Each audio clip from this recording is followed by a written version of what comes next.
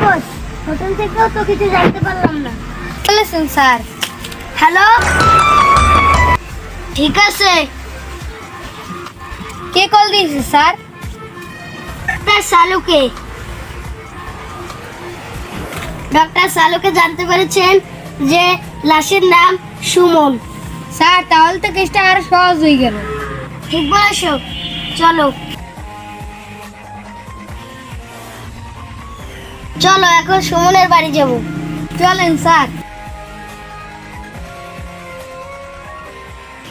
দাদা, আমি আর এই কেসটা সামলাতে পারবো না।